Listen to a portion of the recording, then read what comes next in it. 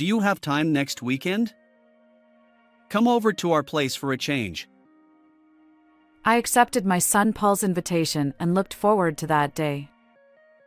However, on that day, I received a text from Paul. He had an urgent matter but assured me he'd be back soon, so he wanted me to relax there in the meantime.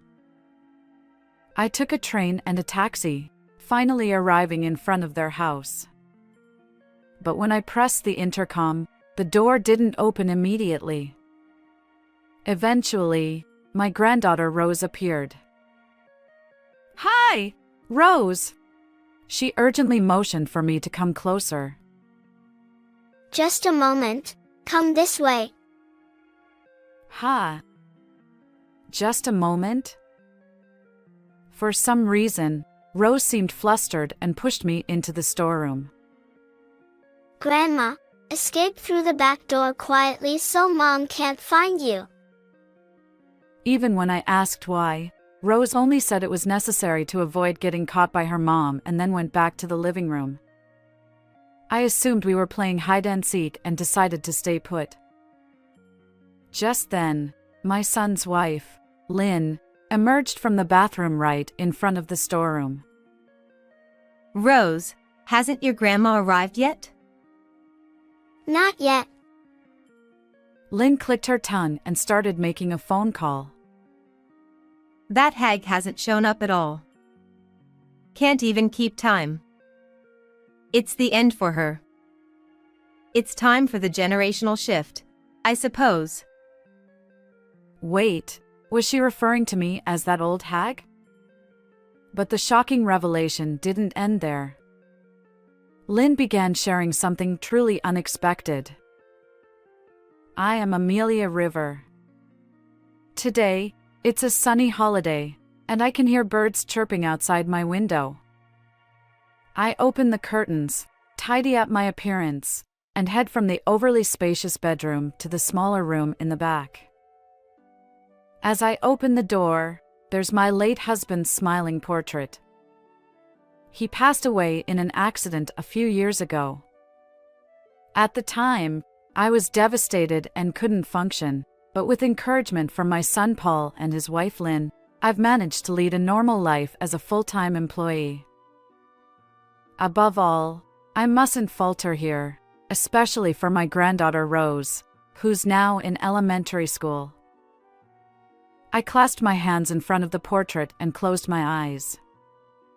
May you rest peacefully in heaven, my dear husband, who worked so hard to build this beautiful, spacious house for us.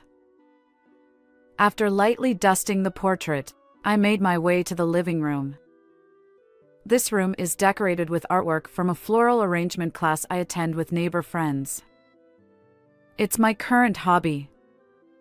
When my husband passed away, leaving me feeling like an empty shell, they encouraged me to join the class, and now I'm completely engrossed. The Paul family from the neighboring town also appreciates the flowers whenever they visit. Paul went to an out-of-state university and ended up working there. He met Lynn, got married, and Rose was born.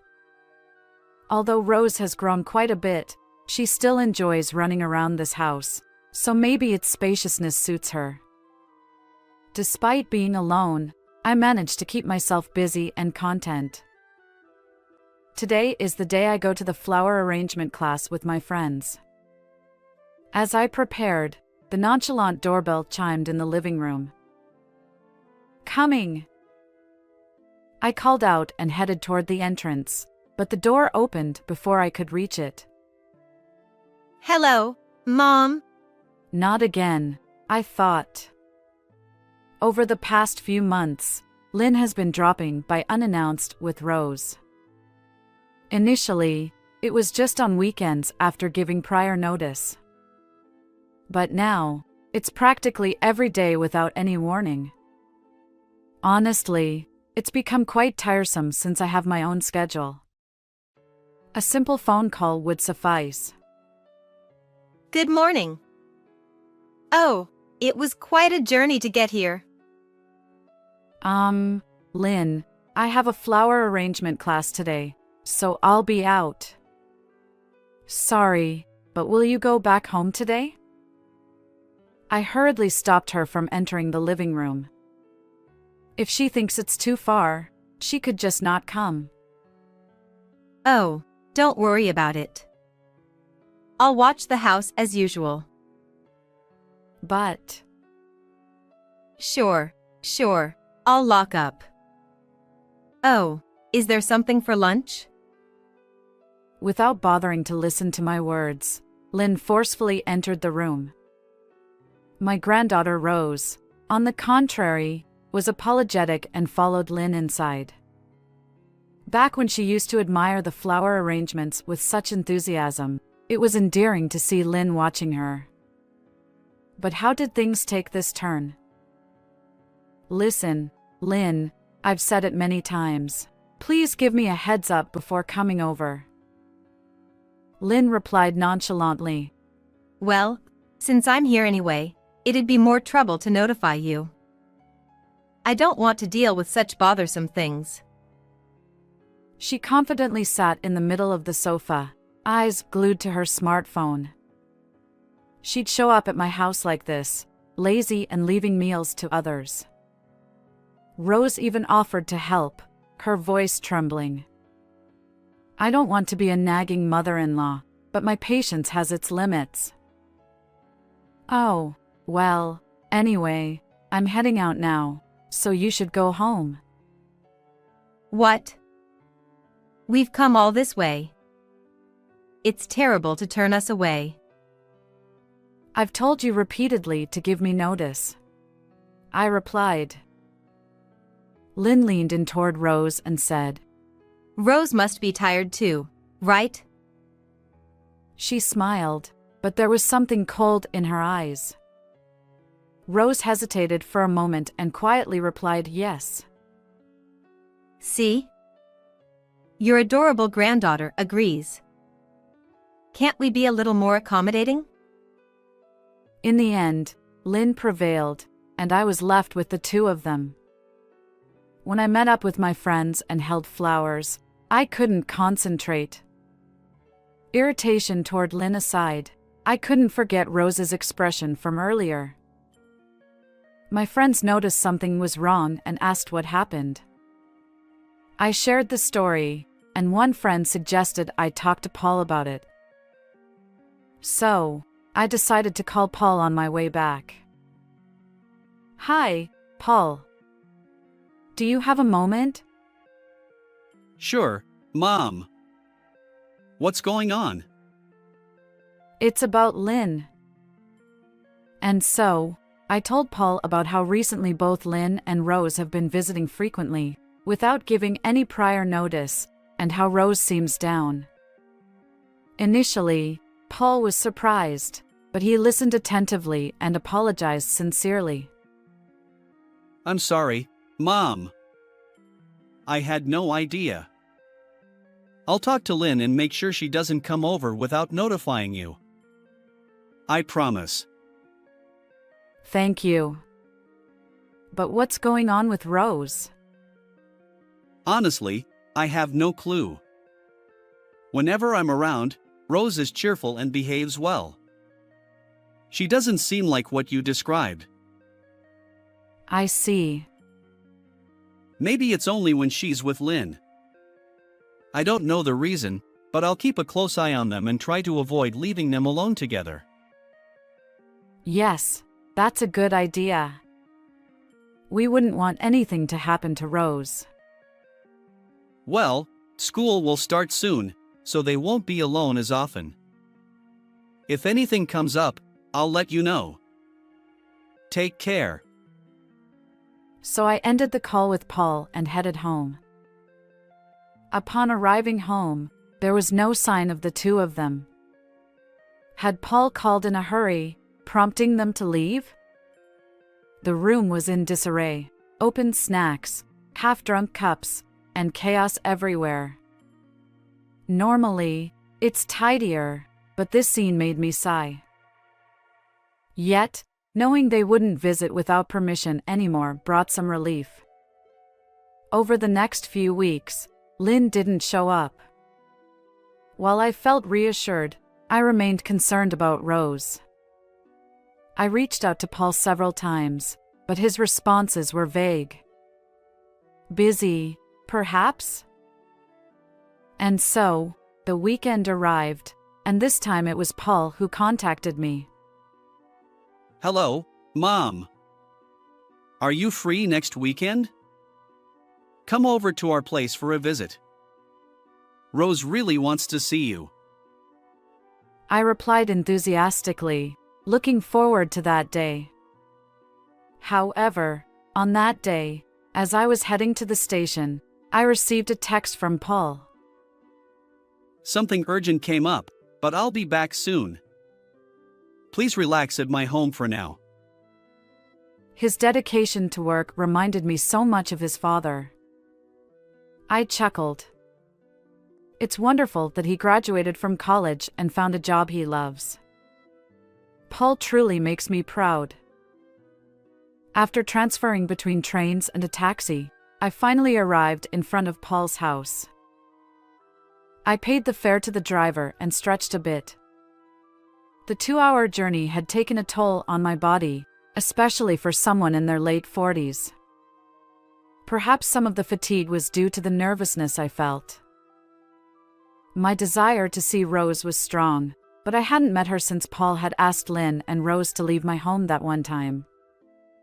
As I stood in front of the door, I took a deep breath and pressed the intercom button. However, the door didn't open immediately. After a while, only Rose appeared.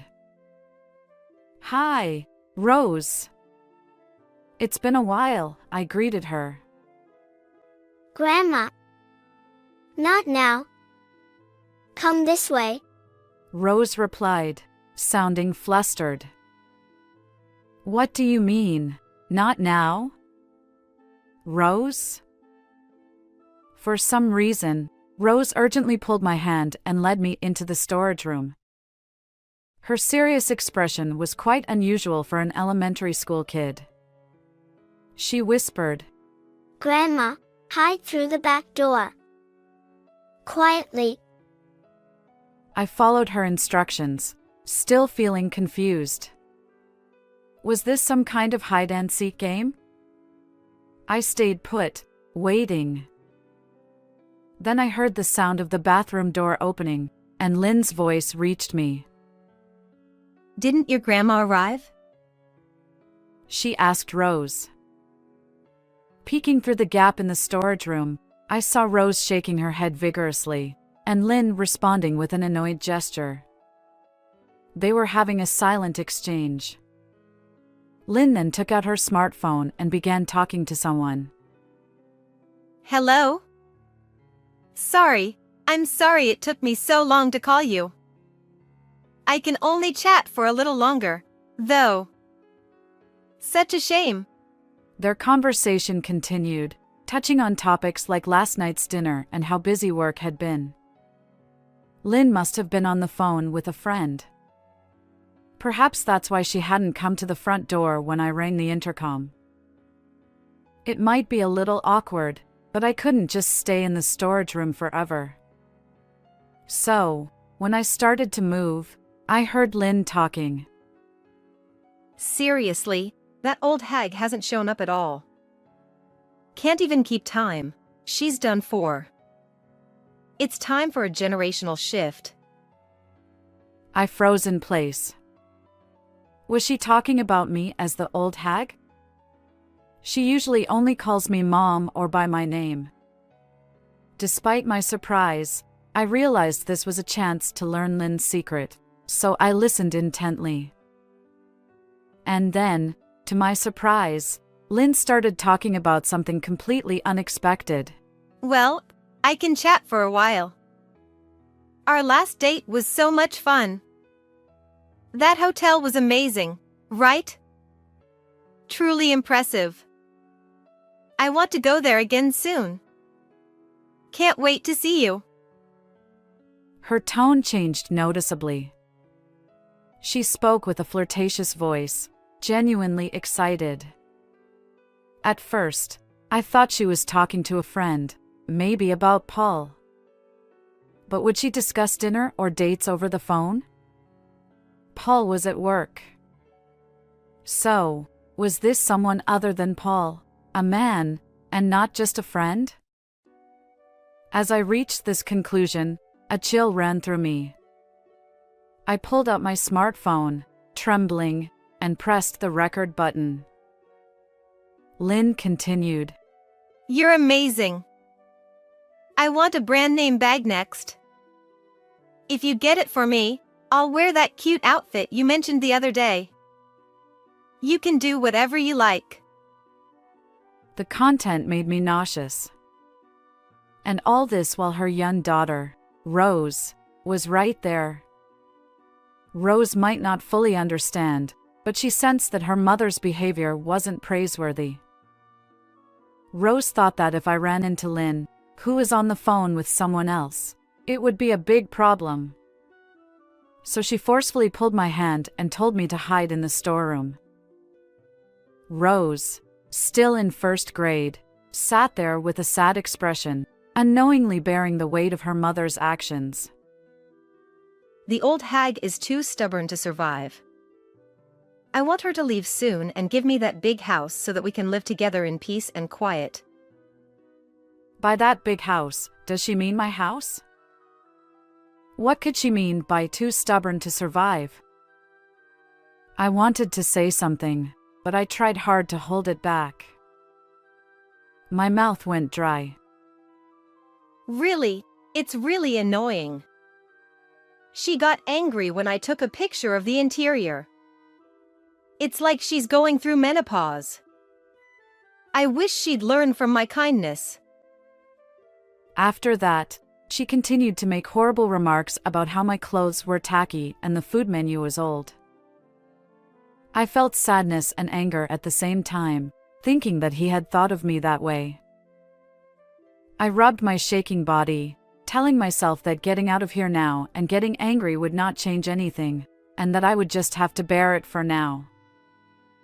I'm really grateful that you prepared the medicine for me. I'll have to give her lots of them so she can get the hell out of here soon.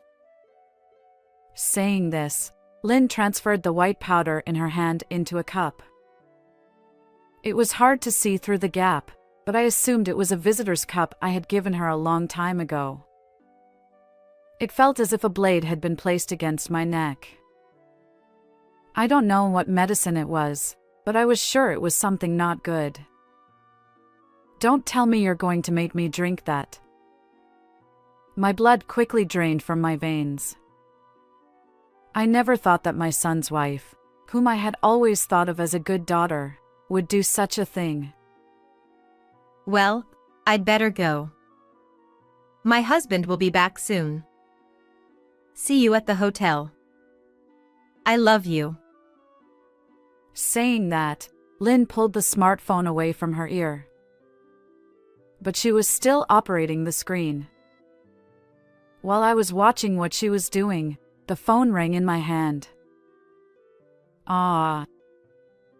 I rushed to turn off my smartphone, but it was too late. Mom, did you hear that by any chance?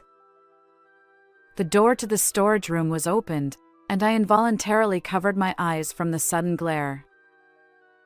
Slowly, I looked at Lynn's face in front of me and saw the same cold smile she had shown Rose that day. It was the first time I had ever been afraid of a woman's smile, much less that of a member of my own family. What are you talking about? I just got here a few minutes ago. I tried to argue in a trembling voice, but it would have been pointless. You heard it, didn't you? With a stern voice, Lynn closed the distance between us step by step. I resigned myself to the truth and decided to speak honestly. I stepped out of the storage room and faced Lynn. Yes, I heard. What exactly is going on? Are you having an affair? I mustered the courage to confront her. Honestly, I was trembling with fear, but I needed to confirm the facts. My body tensed up, and my palms grew sweaty. Honestly, why are you taking this so seriously? The person I was talking to earlier is just a friend. It's all a lie. Please forget about it. Lynn laughed through her nose, deliberately making it seem forced. But it can't be dismissed as a joke. I heard the entire conversation earlier. You only heard my voice, didn't you? You can't possibly know who the person on the other end of the phone was. Accusing me of having an affair is harsh. Then who are you talking to? Look, it was just a friend. Can we drop it now? She answered with annoyance and immediately picked up her smartphone, not even sparing a glance in my direction. Despite the conversation content making it clear that it wasn't just an ordinary friend, I felt underestimated. Well, what about the negative comments you made about me earlier? Was that a joke too? I never said anything like that. Your paranoia is off the charts. Cut it out. Do you have any evidence? Well, without evidence, stop making baseless accusations. I'm not having an affair. at that moment, when Lynn stated it firmly, Don't lie. Paul! the front door swung open forcefully, and Paul appeared. After glaring at Lynn, Paul gave me a subtle nod and turned toward Rose. Taking it as a signal, I hurried over to Rose, who looked surprised. I held her gently, and she began to cry softly in my arms. Her body that used to be so warm now felt unbelievably cold. Oh, how much pain had this kid endured until now? Regret washed over me. I wished I had noticed sooner. Why did you come back suddenly? How's work? Lynn, let's stop this. I already know everything. Your affair, your interest in Mom's house, and even the fact that you've raised your hand against Rose. What evidence do you have to say such things? Mom sent me a video. Paul manipulated the smartphone he held. You're amazing. I want a brand name bag next. If you get it for me, I'll wear that cute outfit you mentioned the other day. You can do whatever you like. And there it was, the same line Lynn had just spoken. Yes, I had been secretly recording videos, and I had just shared one with Paul. Having already finished his errands, Paul had rushed home and timed his entrance perfectly. You were filming all that? You're joking, right? He's just a friend. Just a friend. Ha! A friend who does things like this together, I suppose? Saying that, Paul pulled out a bundle of photos from his bag and handed them to Lynn. Why do you have these? The photos showed Lynn walking with a man.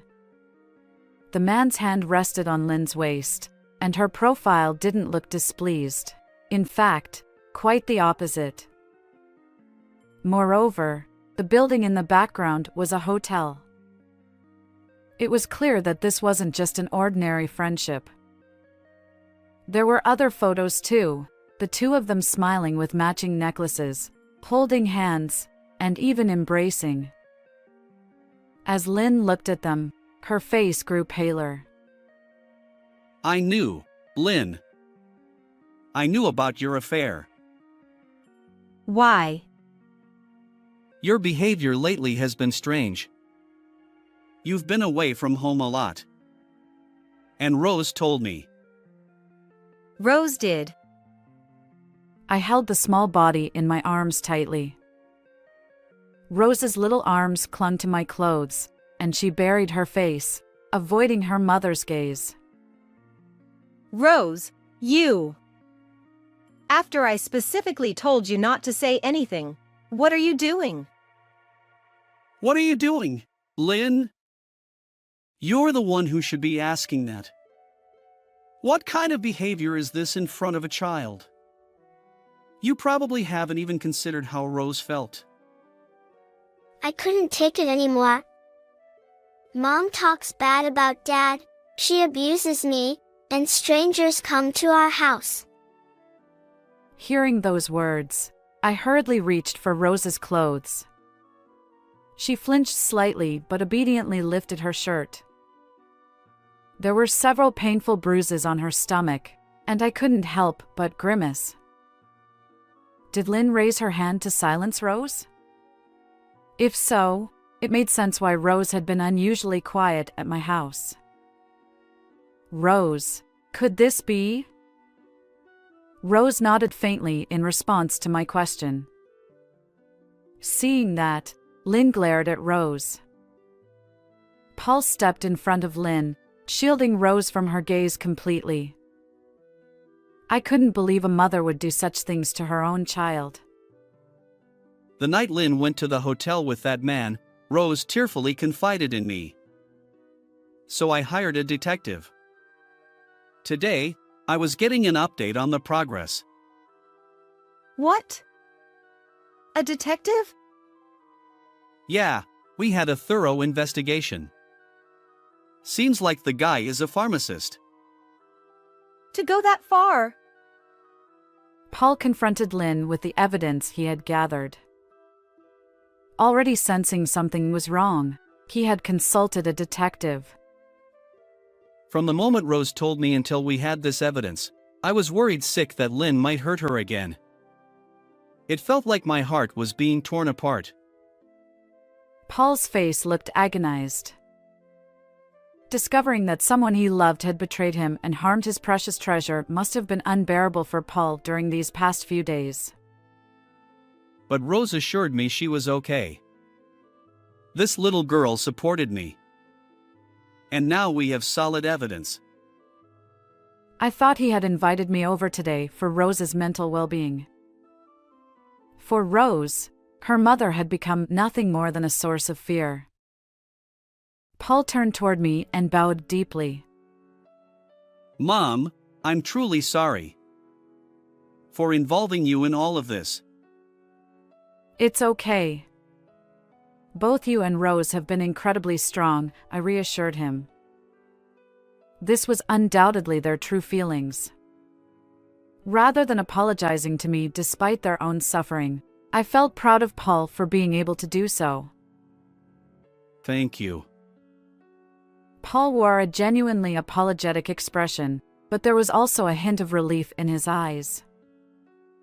More importantly, something caught my attention. You mentioned that the other person is a pharmacist? Huh? Yeah, he's quite well known in the industry, apparently. Earlier, Lynn put something like medicine into that cup. Could it be? Paul rushed to the table. He overturned the cup, and white powder scattered across the floor.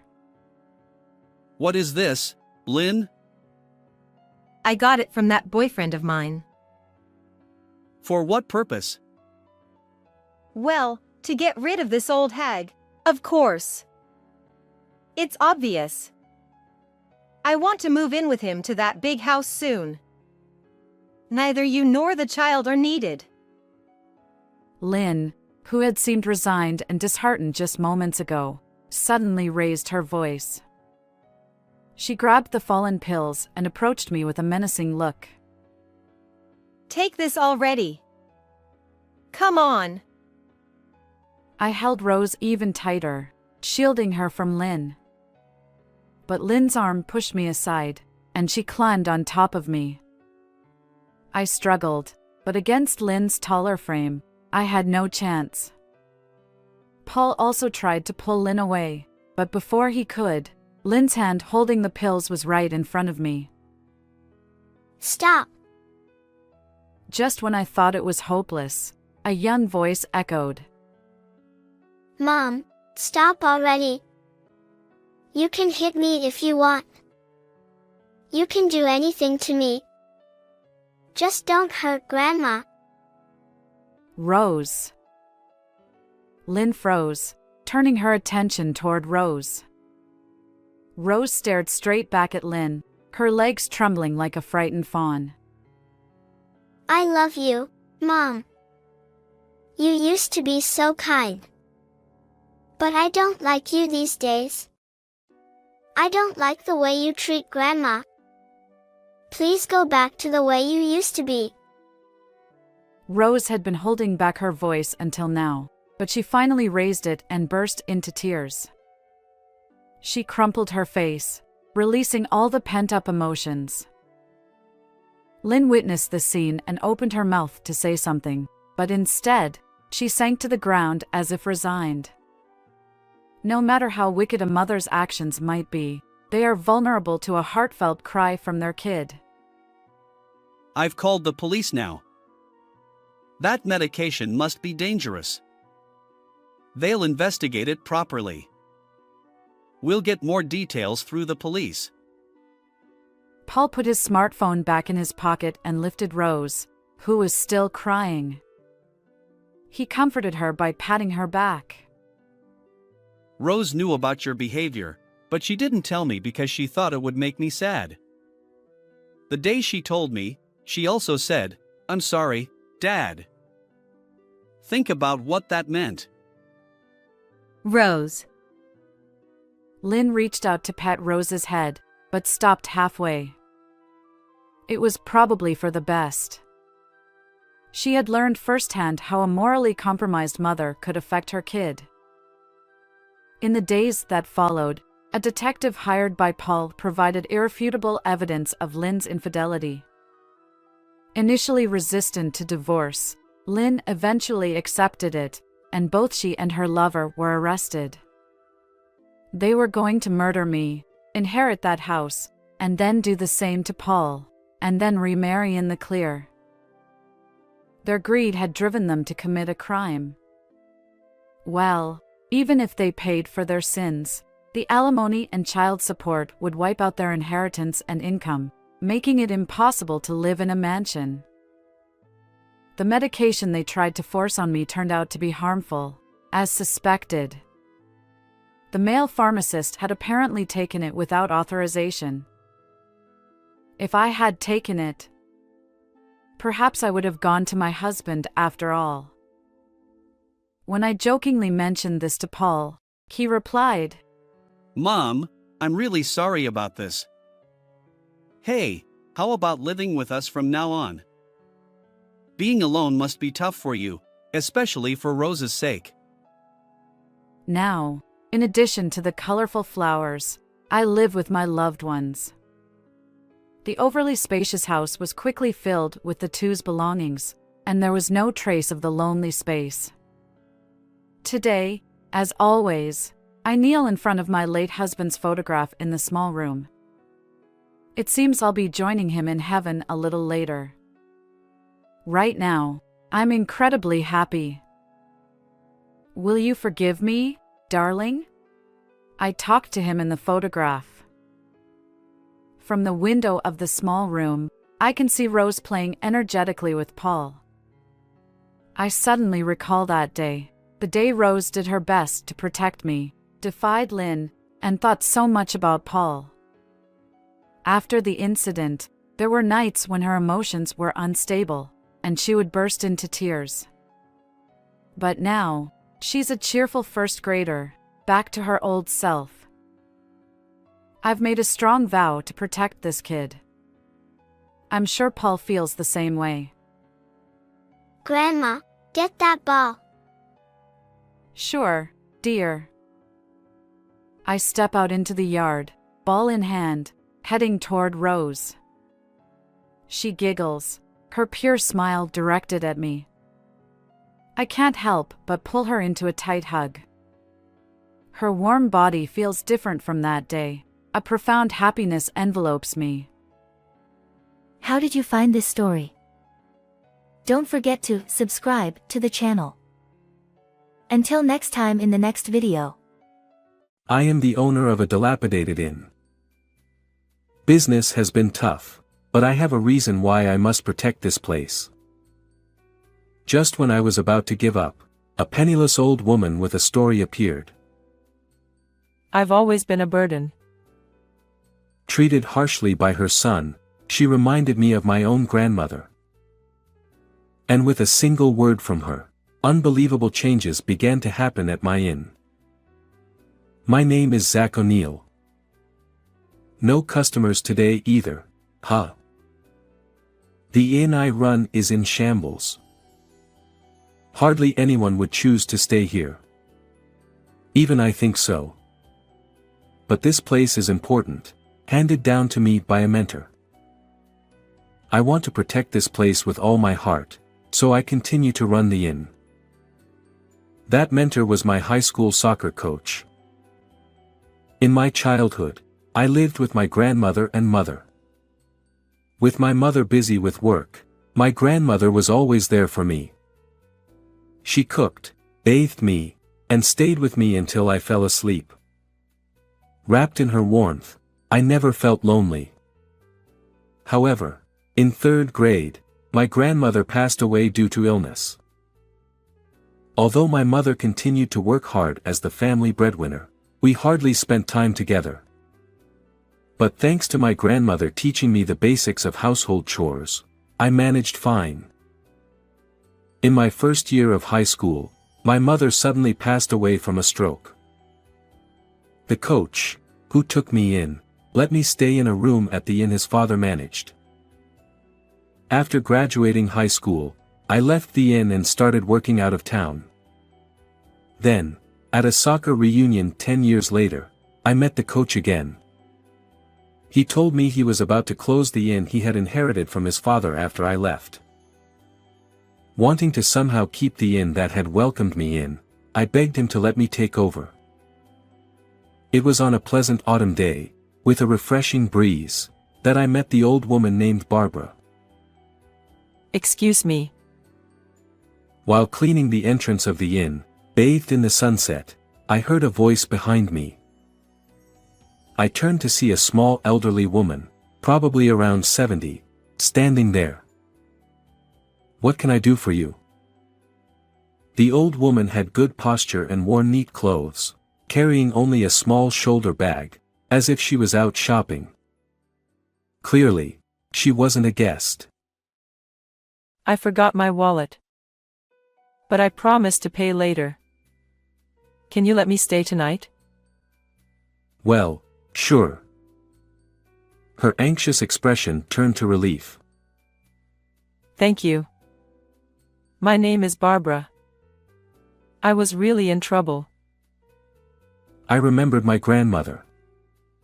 Though they didn't look alike, her gentle tone brought me comfort. I hurriedly put away the broom and showed her to a room.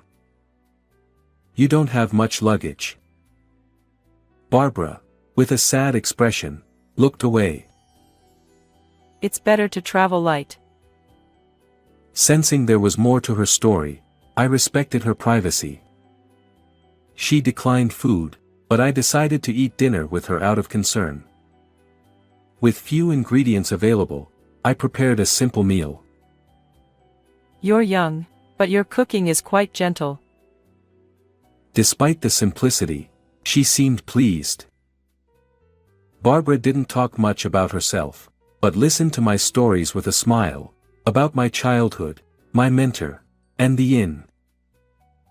What's the concept of this inn? Concept? Why did I take over this inn? To share the warmth I felt here with others. The concept is a warm and welcoming space where you can feel at home. That's wonderful. She nodded approvingly. The next morning, I couldn't offer much hospitality, so there's no need to pay. Talking with you was more than enough for me. Thank you. Though surprised, she thanked me repeatedly before leaving. The inn's business didn't improve, and I decided to look for a job. Another unsuccessful interview. 2 months into job hunting, with no success, I sat on a park bench, holding a hot coffee, when someone sat next to me. Under a wide-brimmed hat, I recognized the profile. "Barbara?" She turned to my voice. "It's Zach, from the inn." Oh, Zach. You look different in a suit. Sorry I didn't recognize you. Dressed in a suit with styled hair, I looked different from the innkeeper she met. Next to her was a Boston bag. "Are you traveling?" Oh, this. Barbara patted the bag and shook her head. It's not a fun trip. I need to find a place to stay for a while. She sighed and looked sadly into the distance. "If my inn is okay, please stay as long as you need." Barbara looked at me with wide eyes. Thank you so much. Again. She said, bowing her head apologetically. 2 weeks passed since Barbara started staying at the inn.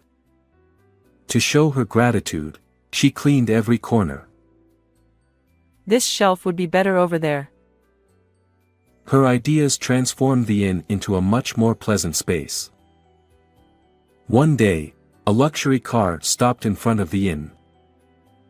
A well-dressed man and woman got out, the man roughly saying, "Is an old woman named Barbara here?" The man, who seemed around his 40s, glanced disdainfully at the dilapidated inn. "Who are you?" "I'm her son, and this is my wife." Now that I looked closely, his nose and mouth resembled Barbara's. But unlike her warm demeanor, he was the opposite. "Can you keep her here? She's always been a burden." "I'll pay whatever it takes." What was he saying? Barbara was healthy and independent. Why did he despise her? Then the wife spoke up. Barbara is just a nominal president. She travels and plays while we handle the office work. Honestly, I wish she would retire. Her eyes, behind sunglasses, were not smiling. "How can you talk about your family like that? Take care of her." Ignoring my protest, they drove off. How awful. I felt anger rising. I'm back.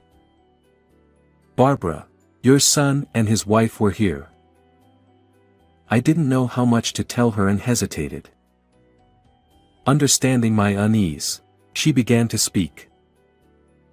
I'm actually the president of a company with many branches. Her company was not only in Japan but had offices overseas. When Barbara took over the company founded by her father, it was still a small business, but over the past 30 years, it has grown significantly. It must be thanks to her intelligence, initiative, and great personality. Lately, my son keeps insisting. He says I should retire and hand over the company to him. Barbara's face suddenly looked sad. She said that both her son and daughter-in-law used to work hard as part of the company and were kind to her. However, as the company grew, they became interested only in money and told her that if she didn't step down as president, they would throw her out. In fact, they have already kicked me out twice. Both times, you helped me, Zach. Barbara laughed sadly. I felt nothing but anger towards her son and his wife, who didn't value family. "You can stay here as long as you like, Barbara." Thank you. I wish I had a son with a kind heart like yours. Her eyes were teary. One day, a foreigner visited the inn. "Excuse me." Hearing broken English, I, who couldn't speak any foreign languages, panicked. Oh? You came. "Yes. Barbara, it's been a while." I was taken aback. It seemed this foreigner was a friend of hers. I often traveled overseas for work, so I have quite a few friends around the world. She said it so casually. She really is different, being a president and all. Seeing me clearly flustered in front of the foreign guest, Barbara spoke to me. Zach, why did you start this inn? To provide a warm experience of everyday hospitality in this place. Then, no matter who the guest is, be proud of your way and stand tall. Guests are the ones who are traveling, so they won't expect you to speak a different language. People who choose an inn over a hotel want to feel closer to local life. So Barbara advised me to provide hospitality in my own way. Encouraged, I worked hard to give guests the experience I envisioned for the inn. What kind of hospitality would delight foreign guests? I wanted them to experience even a little bit of American culture. I was thrilled to have guests after a long time. That night, the three of us enjoyed American food and played American card games. The guest, who experienced American culture, was genuinely delighted, and above all, I think I was the most lively I had ever been. The next morning, as I saw the guest off at the nearby station, he said, "Zach, I had a great time. Thank you." Those words gave me a bit of confidence in my way of doing things. Thank you for spending irreplaceable time with us. We promised to meet again and parted ways. I'm sure it's going to get busy from now on. He he he. As Barbara predicted, inquiries about staying at the inn gradually increased. It seemed that the previous guest had posted about our inn on social media. I checked the post myself. Along with a picture of the three of us playing card games, it said, "The hospitality was wonderful." All three of us looked so radiant and happy. Most of the guests who came to our inn were acquaintances of Barbara. She had a wide network both domestically and internationally, and many people visited the inn to see her, a testament to her great reputation. Thanks to this, the inn's business gradually stabilized, and I decided to stop job hunting and focus on running the inn. One day, a familiar luxury car stopped in front of the entrance. It was Barbara's son and his wife. I couldn't forgive them for treating her so poorly. "Barbara, please go to the other room." I led her away to avoid her hearing any more of her son's harsh words. I wanted to kick them out immediately. However, as soon as they came in, they said, "Please give us back the president." Unlike the last time, their arrogant attitude had disappeared.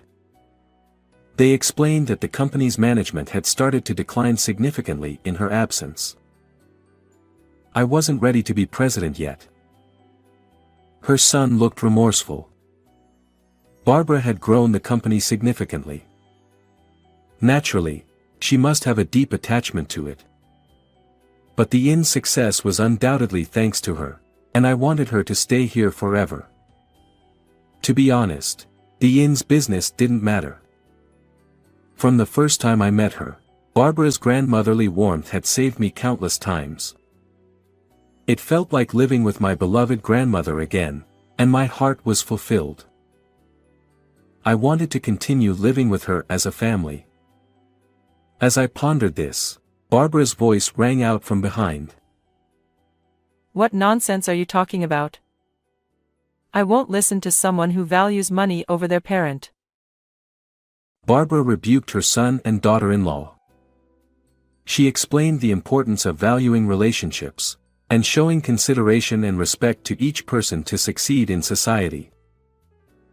The son and his wife left, dejected. After they were gone, Barbara, with her usual gentle smile, said, You have a wonderful heart. It'll be okay. Her words carried weight and gave me courage. Thanks to Barbara, I gained confidence. And afterward, I started expanding the inn to various locations with her. The concept remained the same, a space wrapped in warm hospitality of everyday life. It was actually my mentor's dream to expand the inn to various locations. Although my mentor had already passed away, I was determined to fulfill his dream. Keeping what I learned from Barbara close to my heart, I worked diligently with conviction. However, when we decided on the 5th inn location, Barbara succumbed to pneumonia and passed away. On the inn's website, where Barbara regularly blogged, condolences from friends around the world poured in. She truly was an amazing person. I had always relied on Barbara. I wondered if she had really been happy staying by my side. Now, I felt a pang of regret. Zach, long time no see. Turning around, I saw the man who first posted about my inn on social media. We promised to meet again, remember? Thank you for coming. I shook hands firmly with the man. I remembered the photo from when we played card games together. Back then, he, Barbara, and I had the brightest, most genuine smiles. Barbara must have treasured the days we spent together. Believing this, I returned to my work. Barbara, the other day, your friend came from Indonesia. Today is August 3rd, the anniversary of Barbara's death. Every year on this day, I visit her grave and update her on my life. Even after she passed away, her friends from around the world continued to use our inn. By the way, recently, someone asked if I was your son. I was so happy to be mistaken for her son. I told them that even though we're not related by blood, you're an important family member. They said that since we resemble each other, we must be family by heart. Barbara continues to live on in the hearts of her friends worldwide. Of course, she lives on in my heart too. I will strive to be like you, Barbara. So please continue to watch over me. Just like the bright summer sunshine, my future is bright and shining. How did you like this story? Don't forget to subscribe to our channel. See you in the next video.